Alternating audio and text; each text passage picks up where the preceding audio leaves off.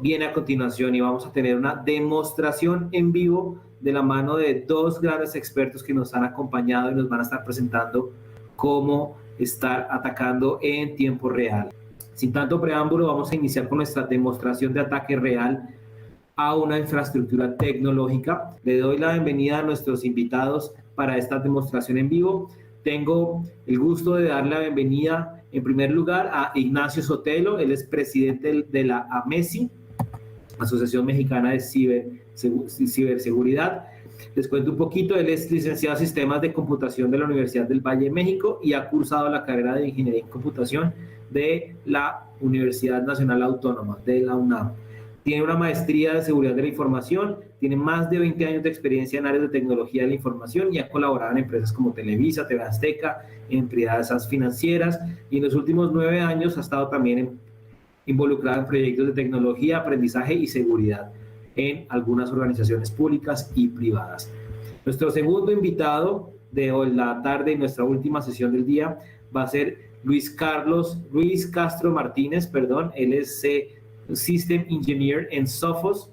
Les cuento, él es ingeniero de sistemas egresado de la Universidad también del Valle de México, tiene más de 13 años de experiencia en la industria de seguridad de la información y ha estado en empresas de gran importancia como Symantec, Trend Micro y RCA. También ha participado en la implementación de estrategias de seguridad en clientes del sector financiero, gobierno y retail, entre otros. Así que, bueno, como lo ven, unos invitados de lujo que nos acompañan. Ignacio, bienvenido a InfoSecurity, muchas gracias. Luis, bienvenido también. Así que, sin más preámbulo, les cedo a ustedes la palabra para que iniciemos esta demostración y muchísimos éxitos. Gracias, Manuel. Perdón, voy a tomar la palabra. Luis, muchísimas gracias. Siempre un placer estar participando en este evento de InfoSecurity y hoy mucho más el honor de tenerte aquí participando en este demo.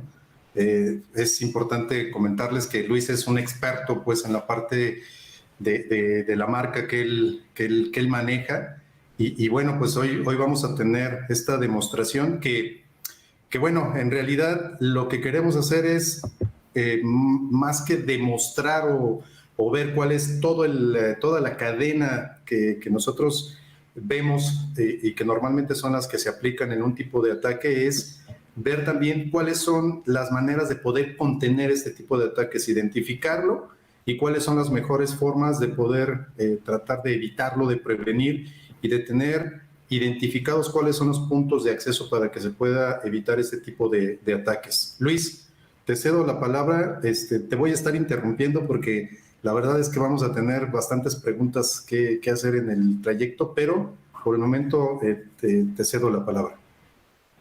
Muchas gracias, Ignacio, Juan Manuel, tanto por la participación, el permitirme estar con ustedes. Y como bien comentas, Ignacio, es muy cierto. Yo creo que una de las cosas principales que debemos de tener hoy en día, toda la gente que nos dedicamos a TI, sobre todo temas de ciberseguridad, es que nosotros siempre debemos de estar listos para poder detectar un comportamiento anómalo antes de que se vuelva un incidente crítico para la organización. Y una de las formas principales de poderlo realizar es, yo creo que punto número 1, que estemos conscientes que en cualquier momento a nosotros como persona o como organización nos puede llegar a suceder. Sí, es y correcto. Punto número 2 es, si yo me quiero defender de esta persona o de esta organización, necesito pensar cómo ellos lo hacen.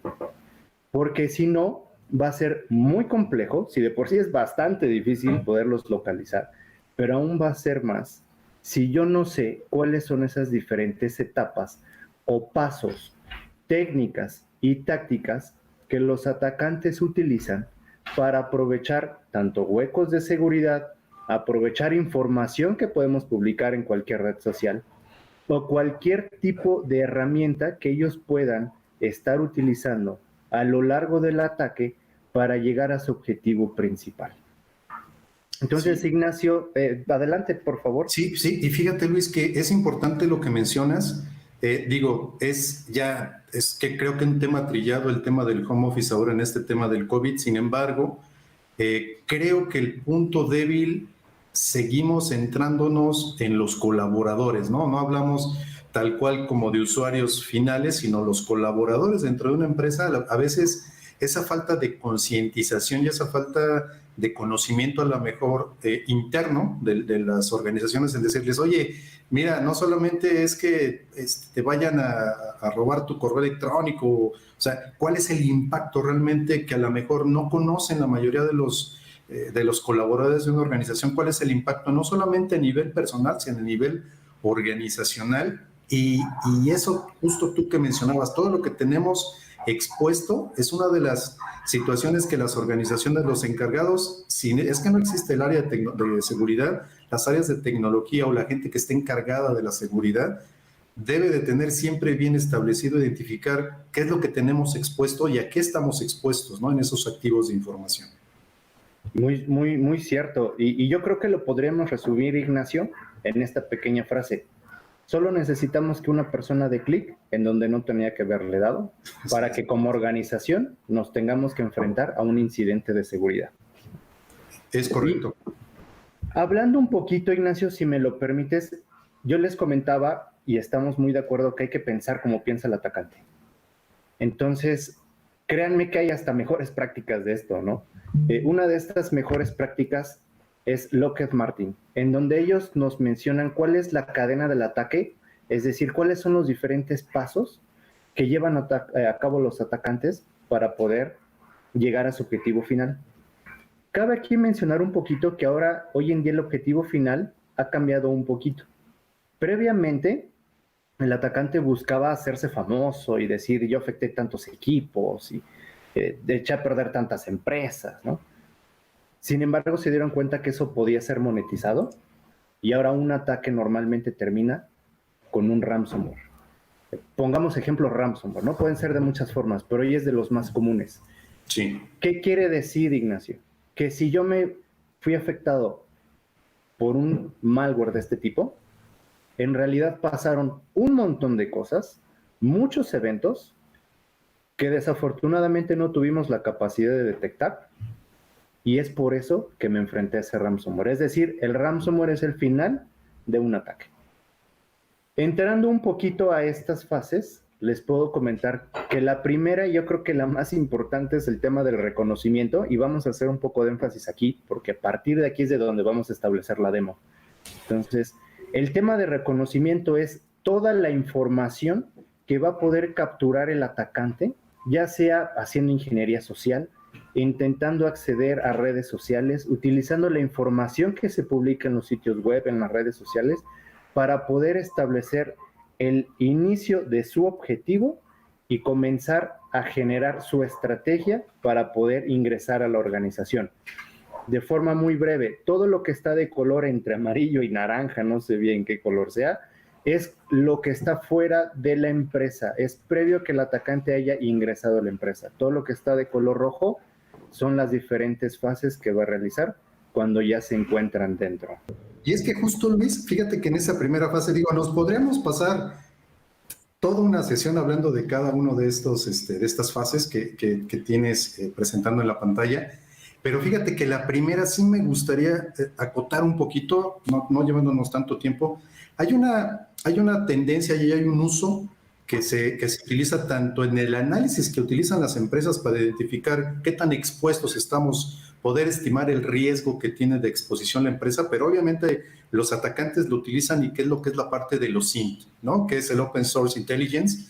Y justo platicábamos antes de iniciar la sesión que ayer un colega me compartió un servicio, un as a service tal cual, que es un directorio por el cual pagas aproximadamente $49 mensuales. Hice la prueba y resulta que esa base de datos, Luis, es un as a service, no es un Excel, no es o sea, tú puedes buscar y hacer un filtro. Me llamó muchísimo la atención. Ahorita no quise integrarla en esta presentación, pero porque la verdad es que se expone mucha información, se exponen prácticamente teléfonos, correos electrónicos, puestos y las organizaciones a las cuales perteneces. Si haces una búsqueda avanzada, estoy yo, está gente de InfoSecurity, está gente de Sophos, etcétera, ¿no? Entonces, esta parte del reconocimiento que tú estás comentando, es de las más problemáticas que existen, porque a partir de ahí, como bien decías, todo lo que está expuesto a Internet es lo que utilizamos, como decimos vulgarmente, la carnita, para empezar a encontrar un poquito más, avanzar, y posteriormente ya tener bien vectorizados los ataques hacia las organizaciones. Entonces, esos as a service que se están no solamente en la famosa Deep Web y en la red oscura, no, o sea, los servicios están expuestos, los servicios se encuentran a la mano de casi cualquier persona, y es súper importante esa primera fase. Adelante, Luis. Y es bien cierto, ¿no? Porque inclusive mucha de esa información puede salir de las redes sociales o de algún sitio web que en algún momento visitamos y fue totalmente expuesto a la información que estaba ahí. Y podríamos platicar, yo creo que horas y horas de múltiples aplicaciones y sitios web que han sido vulnerados, ¿no? Sí. Y súmale un poquito, Ignacio, que a veces somos un poco descuidados en la información que colocamos también en redes sociales, ¿no?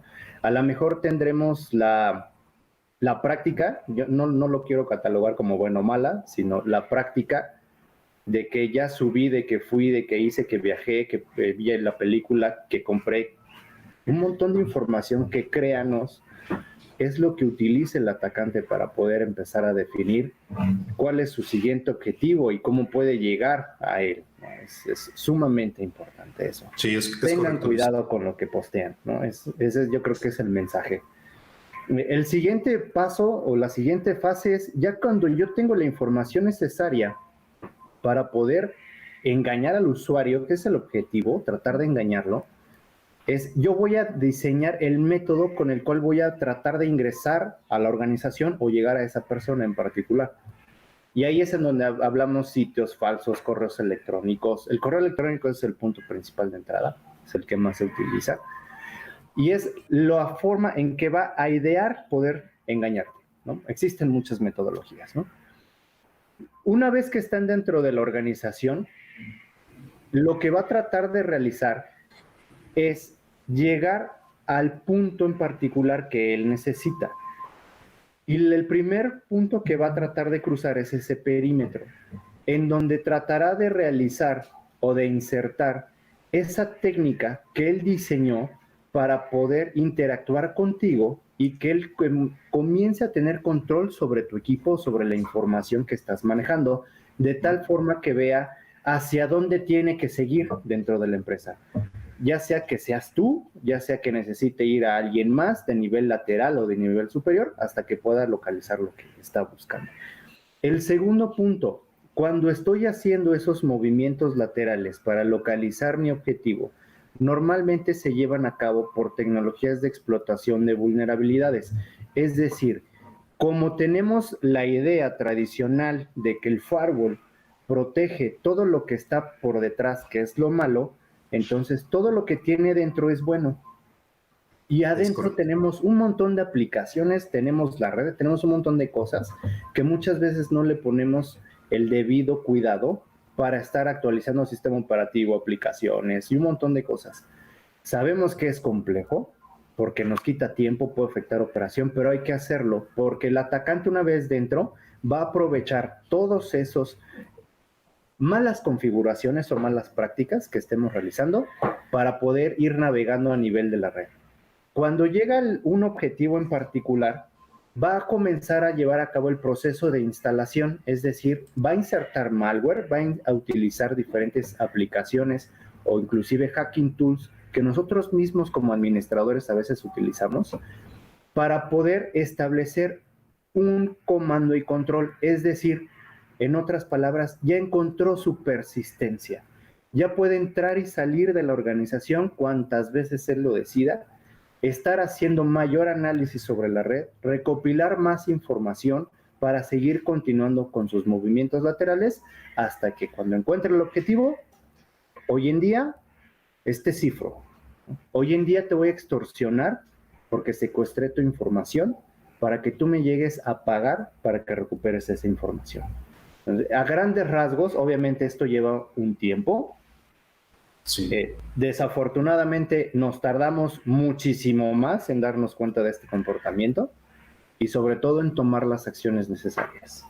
Oye Luis, fíjate que sería importante que quien nos está viendo supiera que existen frameworks completitos justo para hacer todas estas fases que bien mencionas. Es decir, a veces nos enfrentamos con atacantes de mucho expertise, pero a veces también nos enfrentamos con atacantes que a través de información disponible en las redes utilizan un framework desarrollado por alguien que realmente sabe cómo funciona la tecnología. Y como bien decías, ¿no? La gente, el término de insiders, a veces los ataques los tenemos dentro, no solamente la configuración, esa falsa percepción, como bien mencionas, de tener una protección perimetral a través de un firewall o a través de otros dispositivos, descuidamos la parte interna y puede ser que un empleado malintencionado, un empleado que desconoce y está jugándole al hacker ético, pues igual pueda comprometer y desafortunadamente en muchas organizaciones donde no hay una cultura o una implementación madura en cuestión de seguridad, pues es bien fácil meterse a las computadoras y a partir de ahí, si ve la oportunidad y ve que nadie lo detiene, pues continuar haciendo daño a la empresa internamente, aunque sea un empleado, ¿no? Y como no hay ningún tipo de control, pues nadie lo identifica, nadie lo monitorea y por ende, pues nadie lo puede contener y cuando ya tiene encima el problema un ransomware o fuga de información, pues ya es demasiado tarde y inclusive no hay herramientas a lo mejor para poder hacer una traza, ¿no? de ese ataque que fue perpetrado en la empresa. Es correcto. Yo creo que muchos de los ataques pueden comenzar, como bien comentas, por un insider o por malas configuraciones, ¿no? Entonces, súmale la mezcla de ambos y que el usuario ya le dio clic donde no debía y la verdad se vuelve un tema muy complicado. Es un tema muy complicado en donde debemos de enfocarnos, debemos siempre estar enfocados en mejorar nuestra detección. Sí necesitamos protegernos, sí necesitamos también invertir mucho en qué voy a hacer cuando esto pase, es decir, los temas de respuesta. Sí. Pero también lo tengo que invertir en el tema de detección. Digamos que el 33% en cada uno de estos 3 puntos, ¿no? Porque si uno de esos falla, es en donde comenzamos con un montón de problemas. Créanos que es un montón de problemas, ¿no? Sí, es correcto eso. Es cuando ya no dormimos, ¿verdad, Ignacio? Empieza uno a desarrollar esa costumbre de ya no dormir. Sí, caray. Y como platicábamos, para entender un poquito el ataque que vamos a realizar, yo quiero mostrarles este pequeño slide, porque vamos a iniciar el ataque desde la parte del reconocimiento. Entonces, si ya vimos que hay un montón de información expuesta y que inclusive ya se está poniendo bajo una plataforma como servicio, entonces imaginemos que por azares del destino, o porque yo así lo decidí, encuentro a una persona en particular que llama mi atención o una organización y analizando esa organización veo que están publicadas ciertas personas, están publicados ciertos perfiles y tú empiezas a navegar en redes sociales, comienzas a obtener información de qué hacen, qué sucede, qué el evento, etcétera, un montón de cosas. Y encontramos un usuario en particular y ese usuario en particular nos estamos dando cuenta que tiene la práctica o es común que esté diciendo, oigan, yo estoy de viaje, estoy en tal aeropuerto, ya comí aquí, ya visité acá. Y no solo eso, sino que en otra red social también dice, oigan, fíjense que ahí les va el spoiler, ¿no? O, ya encontré cierta información, ya vi tal película, les recomiendo tal serie, o no me gustó ciertas cosas. Entonces, yo una vez que ya capturé toda esa información, ahora como atacante la voy a utilizar a nuestro favor. Oye Luis, fíjate, nada más hago una pequeña interrupción. Creo que aquí sería interesante comentar sobre el fraude del SEO, ¿no? Que es una de las técnicas que se utiliza, digo, a lo mejor los usuarios sí son obviamente atractivos, son un vector interesante de ataque, pero ese denominado fraude de SEO es súper importante, sobre todo en la red como LinkedIn, donde pues hay directivos, donde hay gente financiera, donde hay directores, etcétera. Ese ataque, ese spear phishing que hacen enfocados a directivos, a gente de nivel o de toma de decisiones dentro de las empresas, creo que también es importante hacer mención que esos ataques están a la orden del día, están como de moda, ¿no? Tratar de llegar justo a esos usuarios que pueden tomar una decisión, mandar un correo de decisión para a lo mejor dejar ingresar a una persona, activar algo, autorizar cierto tipo de acción, y eso se va muy de la mano con lo que tú estás presentando ahorita en la pantalla. Es cierto, Ignacio. En realidad depende mucho de qué busque el atacante.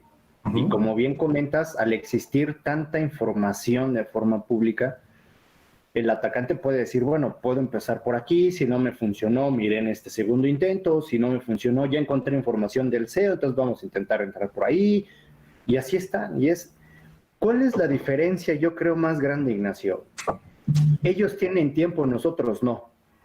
Sí. Si ellos fallan, no pasa nada, si nosotros fallamos, pasa mucho. Nosotros estamos limitados a un presupuesto, ellos no. Yo creo que esas son las tres grandes diferencias, ¿no? Sí, en efecto. Ahora, quiero ver nomás, por favor, que se vean un ambiente virtual, ¿no? Una máquina y 2 equipitos. Creo que sí, ¿no? Ahí está, claro.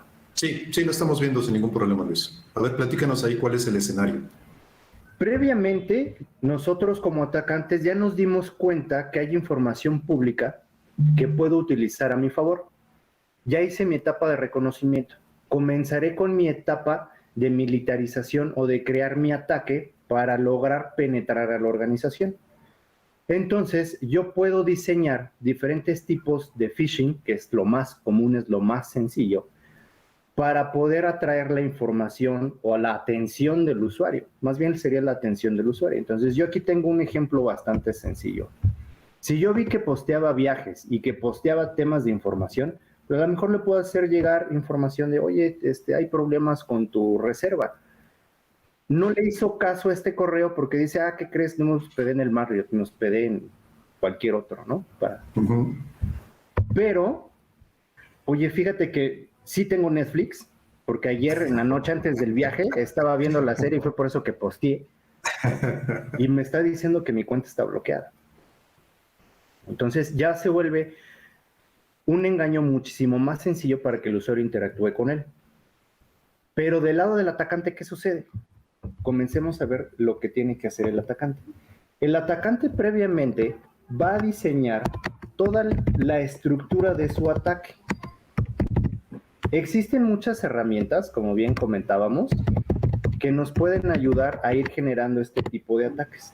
Inclusive están automatizadas, hay gráficas, a mí me gusta un poco más el comando, pero hay un montón de información, inclusive mismo YouTube. Entonces vamos a utilizar una que nos va a permitir automatizar este ataque, es decir, armar toda la información que yo necesito para que cuando el usuario interactúe con ese correo electrónico, a mí como atacante me responda. Y les puedo recomendar una herramientita que se llama SetToolkit.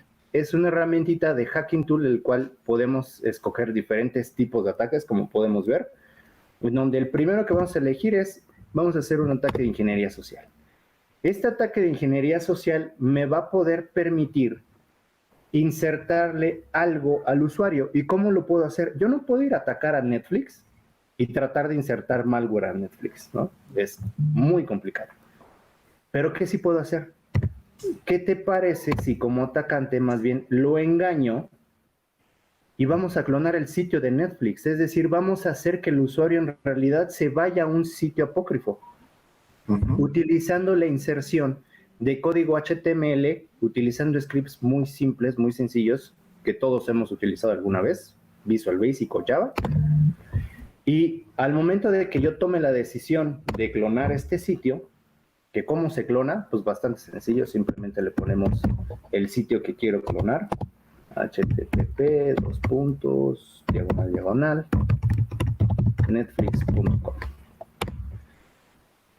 ¿Cuál es el sitio falso al que se va a conectar? En este caso es la IP de mi máquina donde estoy generando el ataque, ocupando un puerto en particular, es decir, para poder desviar la información y que se conecte a mi sitio falso, y que todo lo que yo como atacante esté solicitando de información una vez que esté dentro, se me regrese a mí para que yo lo pueda ver, ¿no? Es lo que estamos estableciendo en esta fase. Entonces, lo que sucede aquí es que la misma herramienta de Hacking Tool está generando un sitio web, está abriendo los puertos, está haciendo el redirect, y ahora lo único que como atacante tenemos que hacer es esperar a que alguien interactúe con ese correo. Luis, ahí te interrumpo un momento. Ahí importante mencionar que ese tipo de ataques que son reversos, conocidos como reverse interpreter, se idearon de tal manera que antes era muy sencillo brincarse una protección perimetral cuando existía algún firewall, y cuando no, pues te pasabas directamente y el atacante se conectaba a la computadora. Esto que tú tienes ahorita en pantalla prácticamente está haciéndolo al revés, ¿no? Es decir, el usuario se va a conectar a la máquina del atacante a través de un puerto. En este caso utilizas un puerto que probablemente estuviera bloqueado por nuestro firewall, pero si se configura en un ambiente ya real, pues igual ponemos el 443 para que sea una conexión SSL o un puerto 80 o cualquier otro puerto que uno ya haya visto en el reconocimiento que la empresa permita conectarse, ¿no? Entonces, aquí es importante mencionar que ya no, el atacante ya no está tratando de vulnerar la seguridad de la empresa buscando algún backdoor o buscando alguna manera de entrar, sino automáticamente, o más bien, de manera automatizada está haciendo que el usuario se conecte a su máquina y a partir de ahí tomar el control, como bien lo vas a demostrar ahorita. Es correcto, Ignacio, porque si traemos la idea tradicional que lo que está fuera del firewall es malo, lo que está dentro es bueno, entonces si yo obligo a que el equipo haga una petición a internet, en este caso va a ser un sitio falso, que es el sitio del atacante, entonces el firewall va a decir, fue el usuario que le dio clic, ¿no? Es el usuario que está navegando de forma tradicional. Exacto. Y el firewall no va a tomar una acción de bloqueo, porque esa es la lógica de funcionamiento y es lo que el atacante va a aprovechar. Entonces, si yo como usuario caigo en el engaño, entonces digo, no puede ser, ¿no? Aquí va a suceder algo simpático. En realidad es visual, ¿no? Para que todos veamos lo que está sucediendo. Pero en realidad la descarga de este ejecutable malicioso se puede automatizar de tal forma que se ejecute sin que el usuario vea, ¿no? Aquí es para que todos vemos lo que está sucediendo en realidad y que sí tenemos control sobre la máquina. Si se fijan del lado derecho, al atacante le dice, oye, ¿qué crees? Ya hay un equipo conectado. Y el usuario va a decir, bueno, es que no pude entrar a mi sitio de Netflix y no funcionaba. Y ahora que hizo el refresh, vemos que ahora sí ya dice HTTPS y todo. Entonces el usuario ya podrá interactuar en su sitio normal. Entonces a partir de ahí yo puedo insertarle un keylogger y ya voy a tener su usuario y su contraseña de Netflix, porque como todos tenemos la mala práctica de utilizar la misma contraseña para todo, entonces créanme que va a ser muy fácil entrar a muchas cosas. Es correcto. Entonces, de este lado, ¿qué puedo lograr hacer? De entrada, pues yo puedo pedirle a mi sesión que me diga, muéstrame todos los equipos que ya me están reportando. En este caso nada más tenemos uno, pero podrían ser N, ¿no?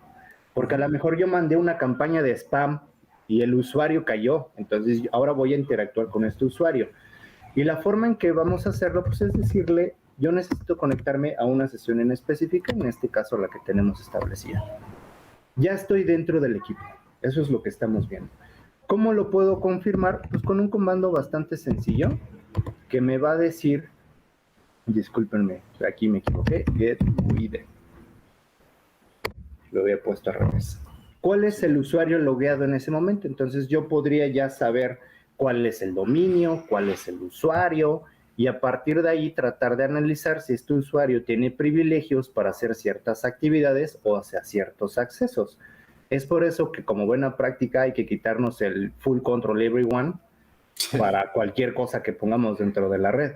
Entonces, tenemos que también saber sysinfo, permítanme, es que como veo la pantalla muy chiquita, discúlpenme. Este comando me permitirá entender qué es lo que está sucediendo con un equipo en particular en cuál es su arquitectura, el tipo de sistema operativo al que estoy conectado, en qué idioma, porque eso me va a ayudar a saber qué tipo de explotaciones, es decir, qué tipos de vulnerabilidades yo voy a aprovechar para obtener más información o más privilegios sobre el equipo o sobre la red a la cual estoy atacando. Inclusive muchas veces los mismos atacantes lo que hacen es tratar de investigar si la máquina que estoy utilizando, a la que me conecté, tiene alguna característica de ser un ambiente virtual. ¿Por qué lo revisan? Porque muchas veces tratamos de ejecutar sandbox para identificar este comportamiento a nosotros que nos dedicamos a temas de seguridad. Entonces, en ese momento el atacante se sale y el atacante ya no ejecuta el malware.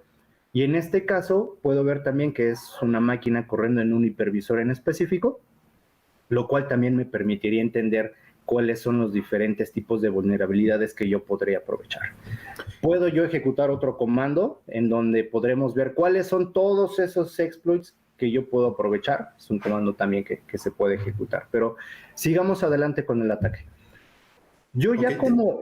Dime. De hecho, nada más acotando un poquito, Luis, es un ejemplo muy sencillo de demostrar que una vez que un equipo ha sido vulnerado, después la visión que puedas tener de manera lateral, la manera poder escalar privilegios, a lo mejor en ese mismo equipo, si es que no tienes algún dote de administrador, a partir de ahí el inyectar código malicioso a la red como un ransomware, que es, digamos, una demostración muy sencilla, a diferencia de lo que actualmente se vuelve más complejo, ya no es tan fácil, ¿no? Por las herramientas que existen de protección, pero es un claro ejemplo que tú estás demostrando una técnica sencilla para a partir de ahí empezar a inyectar ransomware no solamente en esa máquina, igual esa máquina solamente es el pivote, ¿no?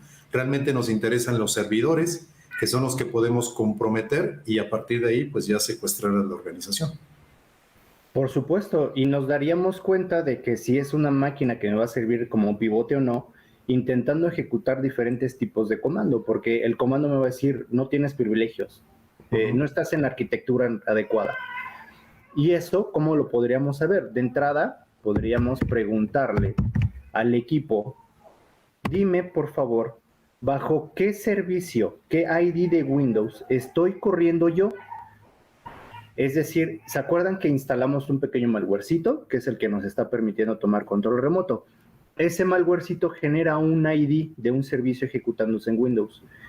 Esto me va a permitir hacer un análisis para encontrar un servicio en particular que me ayude a obtener más privilegios. En este caso, al estar corriendo en uno de 32 bits, necesito tener algo más, algo sobre 64 bits, lo cual me permitirá ir haciendo más cosas sobre la máquina que estoy atacando. Entonces, yo podríamos escoger ahorita uno en particular, por ejemplo, el 2288. Entonces, yo le digo a la máquina, mígrate al servicio 2268. 2288, ustedes disculpen. Escogí el servicio DWM.exe porque corre 64 bits. En este momento, lo que hice fue que mi ejecutable se amarró de ese otro proceso para sustituir y decir, ya tengo más privilegios, porque en lugar de correr a 32 bits, ahora corro a 64 bits. ¿Y cómo lo podemos confirmar? ¿Se acuerdan que previamente vimos que había un hostname y un usuario específico, el usuario Sophos? Lo que yo voy a solicitar ahora es una escalación de privilegios ejecutando un comando que se llama getSystem. Cuando ejecuto getSystem, estoy cargando, jalando, tomando los privilegios de este máximo nivel que tiene Windows, que es el NT Authority System. Es decir, ya soy dueño total sobre el sistema operativo y dueño total sobre el equipo. ¿Cómo lo comprobamos? Con un getUID. Y se acuerdan que antes éramos un hostname diagonal inversa Sophos. Ahora soy amo y señor de la máquina. Así de fácil has conquistado ese PC. Es correcto. Entonces, esto me va a permitir ejecutar otro tipo de comandos. Por ejemplo, puedo cargar una aplicación que se llama Kiwi, o también conocida como Mimikatz, la cual me va a permitir hacer escaneos de puertos, robarme contraseñas y un montón de cosas. ¿Cómo me robo una contraseña? Pues con un hash dump. Para que vean que estamos en vivo, de que me equivoco, de que casi no veo, ¿no? Está muy chiquitita la letra. Sí, hash dump. Entonces, yo ya sé que hay un usuario llamado Administrator, Ángela, David, Guest y Sophos.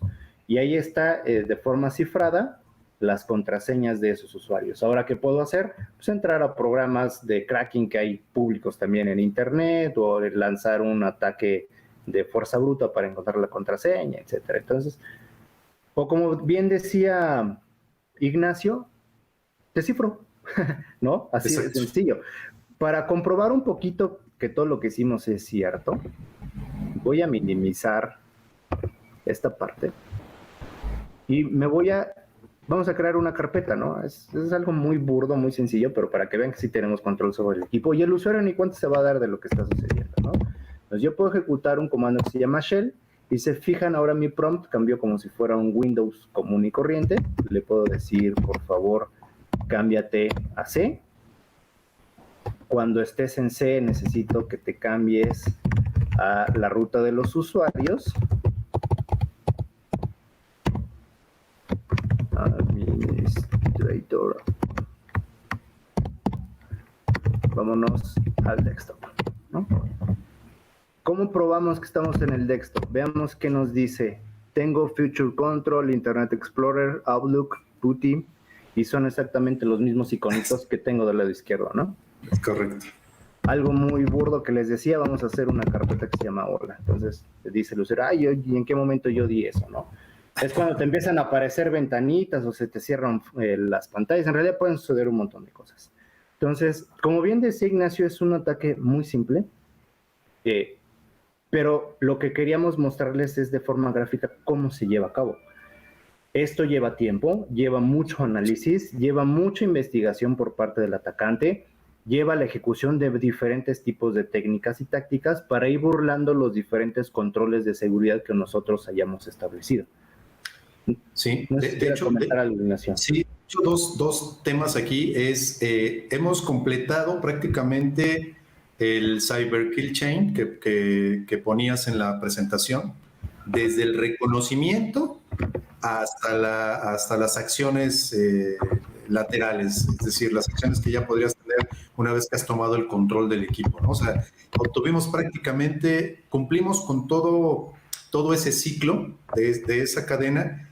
Y otro punto importante es que, seguramente los que nos están viendo, este es un software que deben de conocer los que han hecho alguna vez algún análisis, que es Metasploit, y tiene lo que comentamos al principio, o sea, comentabas, tienen el tiempo, tienen los recursos en Internet, los conocimientos se van adquiriendo conforme va pasando la experiencia, y tienen toda la forma de poder estar buscando las áreas de oportunidad. Si no cayó un correo electrónico, caerá otro, y si no otro, o alguna vulnerabilidad, algún sesgo de seguridad que a los administradores se les haya ido, y por ahí se va a buscar la manera de cómo tener este tipo, uno de tantos tipos, ¿no? Que es importante también que los que nos están viendo sepan que esta es una técnica y una manera de poderlo hacer. Sin embargo, existen cuando la imaginación te deje, ¿no?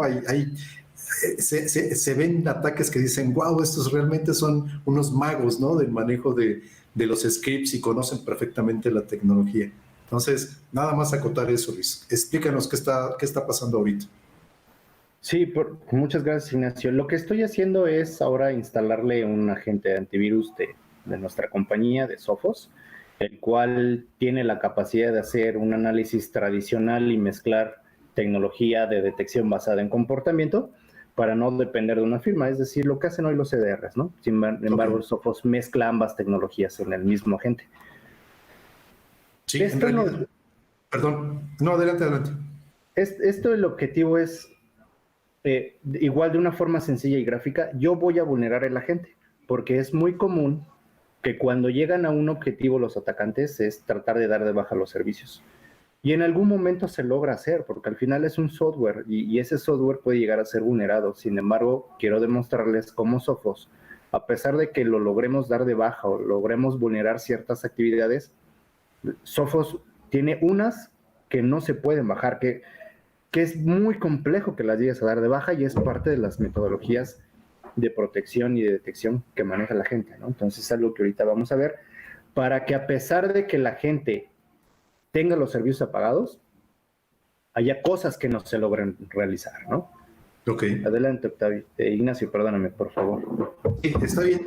Digo, prácticamente aquí también lo que es comentar la importancia de tener herramientas que nos permitan justo contener este tipo de situaciones. Acordémonos que en repetidas ocasiones a mí me da mucha risa porque cuando estás platicando con una organización y el concepto de decir es que tenemos el antivirus instalado, en ese momento sabes que hay un sesgo en la información, hay un sesgo en el concepto que tiene actualmente la potencia de un malware y que los virus son del siglo pasado, ¿no? O sea, un antivirus tradicional, es más, un antivirus comprado en la Plaza de la Computación aquí en la Ciudad de México, perdón, pero pues no me sirve de nada, ¿no? O sea, ya son cosas añejas, son cosas que ya no sirven, son protecciones tradicionales que dejaron de ser efectivas, tanto como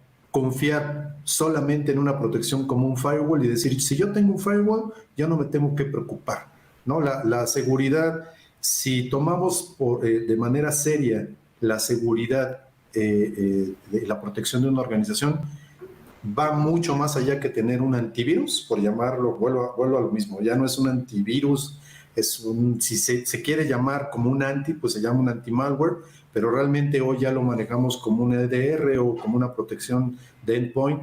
Son elementos mucho más sofisticados porque los ataques así lo han hecho, ¿no? O sea, ya no es un virus de una chica que sale bailando o que te cambia las extensiones de tus documentos de Word. O sea, realmente los ataques hacen mucho daño al final del día. Entonces, es importante también comentar que esos conceptos hay que migrarlos, hay que empezar a conocer herramientas de mucho más poder que nos permitan estar tranquilos, al menos en una capa de protección, ¿no? Necesitamos meter multicapas, una protección a profundidad, y una de ellas, pues puede ser justo lo que tú estás haciendo ahorita, la instalación de un endpoint, de un EDR, pero también no debemos de confiarnos que con eso ya tenemos una protección al 100%. Son capas de seguridad, tiene que haber una estrategia de seguridad y forma parte de toda esta estrategia que debe tener una empresa, sea pequeña o sea la más grande. Es cierto, Ignacio. Fíjate que tocaste un tema bastante interesante, el tema de seguridad basada en capas, ¿no?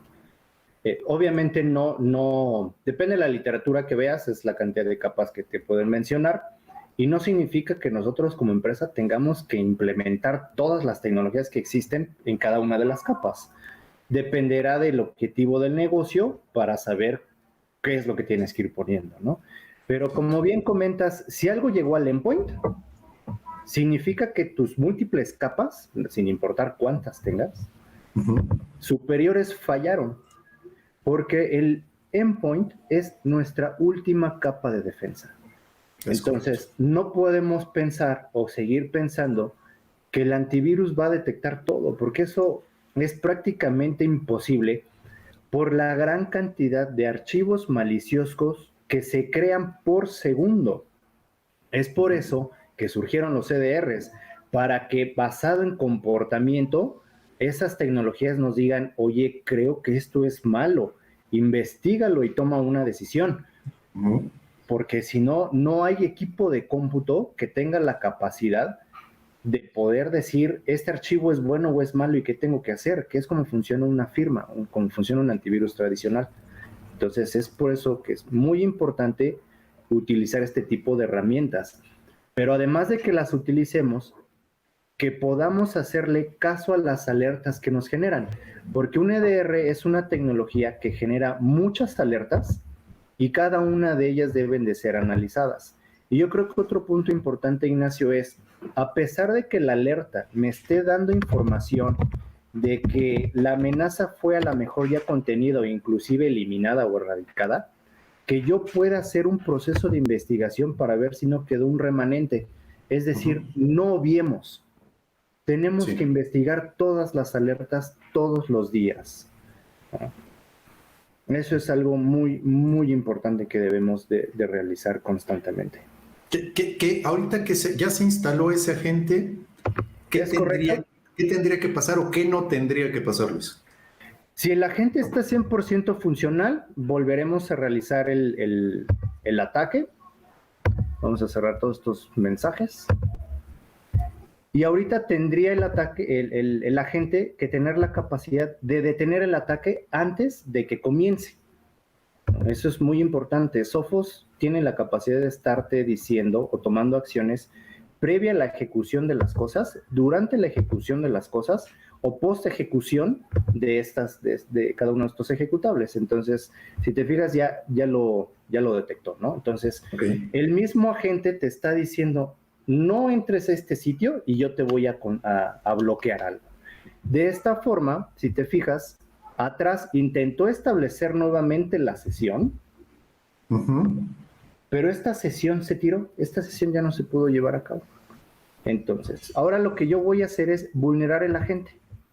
Es de una forma bastante sencilla. Para eso nosotros diseñamos este script. Este script está diseñado en 2 fases. La primera, el mismo agente intentará de no ejecutarse, ¿no? Entonces nos va a marcar una serie de errores, porque el mismo agente se protege, ¿no? Pero si por alguna razón el atacante logra vulnerar el agente, va a haber ciertos componentes que no se logren, que no van a poder bajar, que no van a poder quitar. Entonces yo voy a volverlo a ejecutar y si se fijan ahora ya no salieron errores, porque ahora sí, el agente ya quedó vulnerado. Lo que en realidad hice fue modificar ciertos componentes a nivel sistema operativo, registros y muchas cosas, que da de baja los servicios, a pesar de que tengamos una protección de Tamper Protection y que la contraseña y un montón de cosas, ¿no? Que prácticamente todas las tecnologías de endpoint trabajan. Sin embargo, sí es bastante importante mencionar que en algún momento el atacante logrará tener esa persistencia y desactivarlas, ¿no? Aquí lo importante es que a pesar de que a lo mejor visualmente ya esté dado de baja, no pueda establecer o quitar todos los componentes. Entonces, si el atacante intenta nuevamente acceder al equipo o el usuario interactúa con el equipo, a pesar de que ahora no salga la alerta de chin, ya te bloqueé, etcétera, el comportamiento hacia el atacante seguirá siendo el mismo. No podrás tener ningún tipo de comunicación porque la gente te está bloqueando. ¿Cómo lo comprobamos? Pues del lado de la máquina del atacante, yo trataré de revisar qué sesiones tengo y al tener varias sesiones, al intentarme conectar, pues ya esas conexiones quedan totalmente bloqueadas. Es muy importante tener tecnologías de nueva generación, las cuales me permiten establecer este tipo de comportamiento y detección y contención a lo largo de las fases del ataque que hoy en día estuvimos platicando. Perfecto, Luis. Creo que visualmente es una manera de poder comprobar que sí hay forma de poder vulnerar los equipos, que como bien mencionábamos desde el principio, es una de... Yo creo que de cientas formas de tener acceso a una computadora, a una organización completa. Y bueno, súper la demostración. Creo que las personas que nos están viendo podrán ver la manera sencilla, porque en realidad es un ataque sencillo. Hay ataques muy sofisticados que, como bien decías, puede llevar días, semanas y quizás hasta meses, pero de que se logra, o sea, cuando el objetivo es tener acceso a una organización, tener acceso a una computadora, a un teléfono móvil, pues en muchas ocasiones se logra. Luis, fue un gustazo ver esta demostración. Te agradezco mucho a nombre de Amesi. Y bueno, pues abrimos ahí la comunicación con Manuel, regresando otra vez al mundo normalito. Ya no vemos la pantalla negra que estábamos viendo. Y bueno, ya vamos a ver qué tenemos mientras sucedió todo esto. Bueno, ya quedé aquí con cuando empezó a titilar la pantalla, dije, bueno, no, o sea, ya la demo se nos apoderó o algo así, ¿no? Que dijiste, ¿quién ha entrado en mi máquina, no? Sí, ya, uy, algo pasó ya. No, la verdad estuvo increíble, muy interesante. Como dices, creo que poder ver en tiempo real cómo funcionan este tipo de eh, ataques y cómo están dirigidos y realmente lo fácil que es. Creo que el reto sigue siendo, por un lado, crear conciencia, pero por supuesto seguir capacitando y seguir fortaleciendo al interior de las organizaciones los equipos de ciberseguridad, ¿no? Creo que ya no es una opción, ya no es una responsabilidad más de TI o de sistemas. Esto le pasa a cualquier organización y unas están más preparadas que otras y, y creo que ha aportado bastante luz, bastante claridad sobre cómo actúan este tipo de ataques, ¿no? Y la facilidad con la que pueden penetrar cualquier tipo de credencial. Tenemos muy poco tiempo en este momento, pero quiero aprovechar, aquí nos preguntaban sobre, además del Kali Linux, algún otro software o algo similar que se puedan usar para hacer este tipo de testeos. Ok, bueno, básicamente Kali Linux es, digamos que el identificador del área de software libre. Entiéndase que hay software sofisticado, hay software de marca que se utiliza ya a nivel empresarial para poder determinar las vulnerabilidades. Hay muchas marcas, no vamos a anunciar ninguna, pero en realidad Kali lo que hace es integrar más, no sé, 200 o 300 herramientas que no necesariamente solamente el identificador que tiene Kali o la ventaja es que las tiene todas en un solo lugar, pero cualquier sistema, ya sea Windows o Linux, pues hay herramientas que también se pueden integrar, que se pueden instalar y sirven como el armamento, ¿no? Para poder hacer este tipo de análisis. Entonces, sí hay otras versiones. La verdad es que Kali es la más completa para mí. Hay uno que se llama Parrot, y algunas otras versiones que pueden encontrar como distribuciones de Linux, pero Kali creo que es la que se lleva ahorita el galardón. No sé tú qué opines, Luis. Sí, igual que tú, Ignacio, una de las cosas que me gusta a mí de Kali es precisamente que las diferentes herramientas para hacer pentesting o este tipo de hacking ético ya vienen instaladas.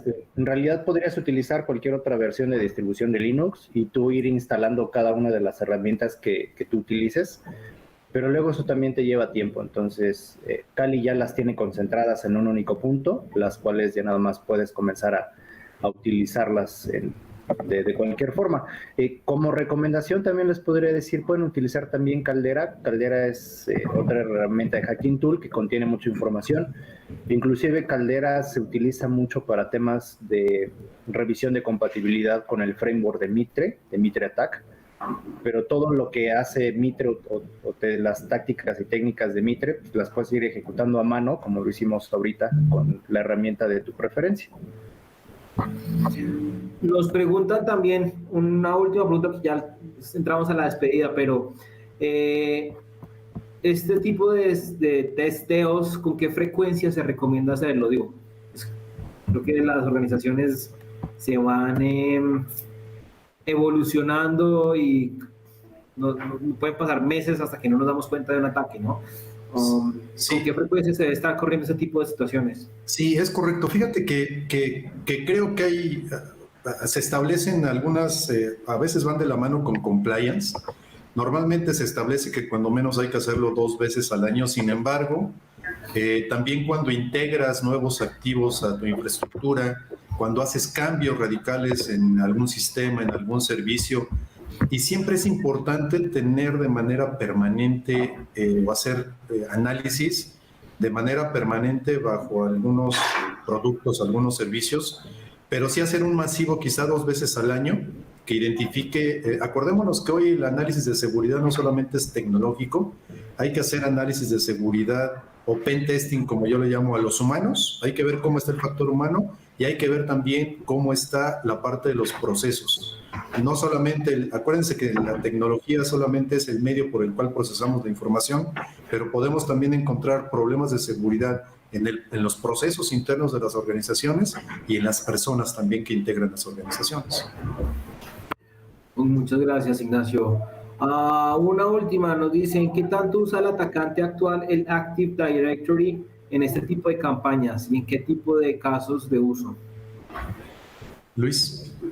Pues depende mucho del objetivo que quiera realizar el atacante. En realidad el tema del dominio, una de las cosas principales es que intentarán obtener credenciales de ese dominio, pero no forzosamente el atacante tiene que ir y vulnerar ese servidor en particular para obtener las credenciales del dominio. Si se fijan, desde el ataque que hicimos ahorita, yo fui escalando privilegios. Si la máquina hubiera estado en dominio, pues posiblemente yo hubiera podido colgarme de algún servicio de Windows que esté amarrado a ese usuario de dominio. Entonces, va a depender realmente de lo que quiera hacer el atacante, ¿no? Y de cuál sea su objetivo. Las credenciales pues, las podrá ubicar en cualquier lugar, porque las credenciales del dominio se guardan en un archivo específico dentro del sistema operativo de Windows, pues no forzosamente tendrá que ir al Active Directory. Muy bien, bueno, pues me gustaría quedarme haciendo más preguntas y seguiré aprendiendo un montón de parte de este par de expertos, pero se nos ha acabado el tiempo, así que quiero agradecerles en nombre de todo el equipo de InfoSecurity México y el equipo de Reed Exhibitions su participación, por acompañarnos en esta sesión de demostración en vivo, realmente muy interesante, y por supuesto extender la invitación a que este siempre será su casa InfoSecurity a futuros eventos y futuras participaciones. Muchísimas gracias a los dos y a todos ustedes que nos están viendo, amigos, en México y Latinoamérica. Muchísimas gracias. Con esto damos por terminado nuestro programa del día de hoy y nuestro programa de toda la semana de este InfoSecurity LATAM Edition 100% virtual de InfoSecurity México.